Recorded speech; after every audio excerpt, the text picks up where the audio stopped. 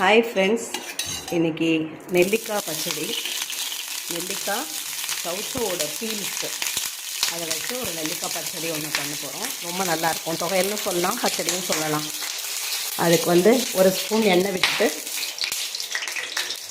நல்லா ஒரு ஸ்பூன் கடுகு போடணும். கடுகை வறுத்துட்டு பெருங்காயம் ஒரு சின்ன கட்டி அதையும் போட்டு வறுத்துட்டு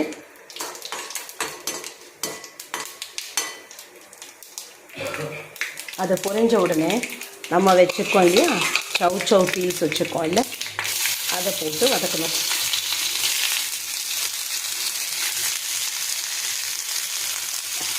இது நல்லா இருக்கும், டேஸ்டியாக இருக்கும். சவுச்சோ பீல்ஸ் நம்ம வேஸ்ட் ஆகுதில்லை, அதை நம்ம யூஸ்ஃபுல்லாகவும் பண்ணலாம்.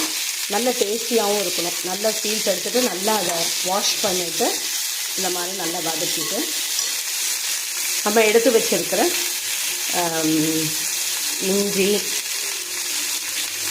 இஞ்சி கருவேப்பிலை எல்லாம் எடுத்து வச்சுருக்கோம்ல, இதெல்லாமும் வச்சுட்டு நெல்லிக்காவும் வெந்திருக்கு. நெல்லிக்காய் வெந்ததையும் கொத்தமல்லி அண்ட் சீரகம் ஒரு ஸ்பூன் எல்லாம் போட்டு தேவையான உப்பு போட்டு அரைச்சிடணும். அரைச்சிட்டோம்னா ரொம்ப நல்ல டேஸ்டியாக இருக்கும். இம்யூன் டெவலப்பிங் ஆல்சோ இல்லையா பெரிய நெல்லிக்காய்.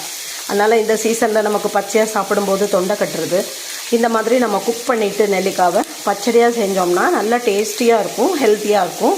சட்னி மாதிரியும் தொட்டுக்கலாம். கொஞ்சம் தண்ணி விழாவிட்டோம்னா சட்னி மாதிரி இருக்கும், இல்லை தொகையல் மாதிரி சாதத்துலேயும் போட்டு சாப்பிடலாங்க. ரொம்ப நல்லா இருக்கும். இது பிடிச்சிருந்தா லைக் பண்ணுங்கள், சப்ஸ்கிரைப் பண்ணுங்கள். தேங்க்யூ.